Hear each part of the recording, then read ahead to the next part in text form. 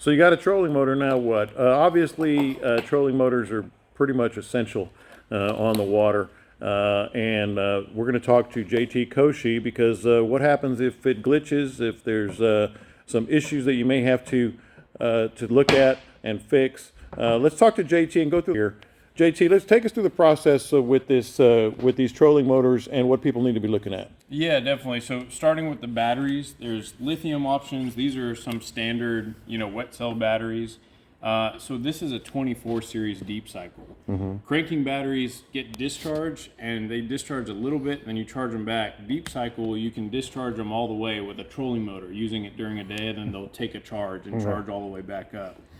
This 24 series is 12 volt, or you can go to a bigger 27 series. It gives you the same voltage, same power, just longer life with a bigger battery. From the batteries, you run them with tin copper wire to an inline breaker. This is to protect the circuit.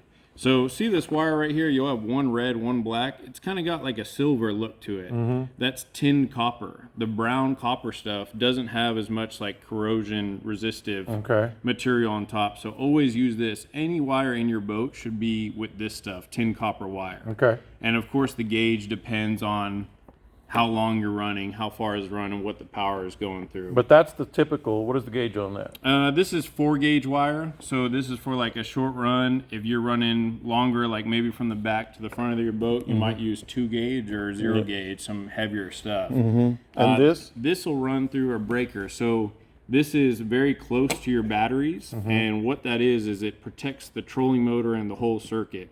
If there's a high power amperage going through, it'll pop this breaker. So a lot of people, maybe their trolling motor runs into some mud or something and it'll quit. You'll go back to this breaker, and if you see that yellow tab, it's popped. So find your breaker. Find your breaker, know where this is. So if you get into some trouble, your trolling motor stops, check this first. To reset it, you just need to pop the tab back in.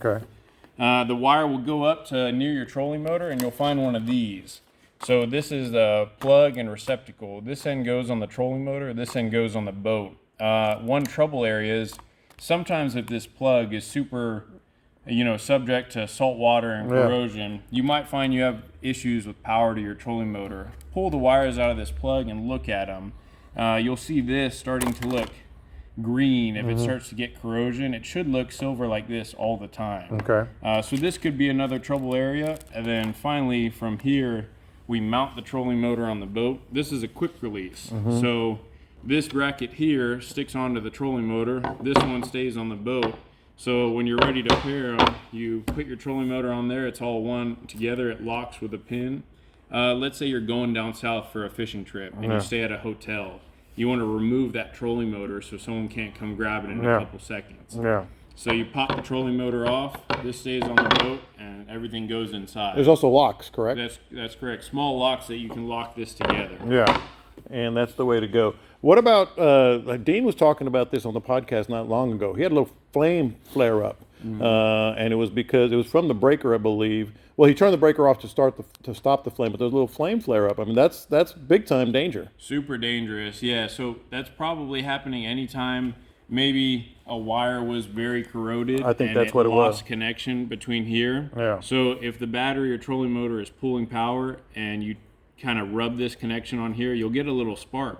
Chances are if you have that and you've got a bunch of green corrosion on here, the green stuff will light up on fire. So a spark turns into a flame or some smoke pretty quick. That's why it's always good to be very thorough and understand your whole system of the trolling motors. Check what your connections look like on your battery. Check the connections over here for corrosion. Look at your wires. Look on the back side of this plug for any corrosion. That helps you make everything safe and reliable.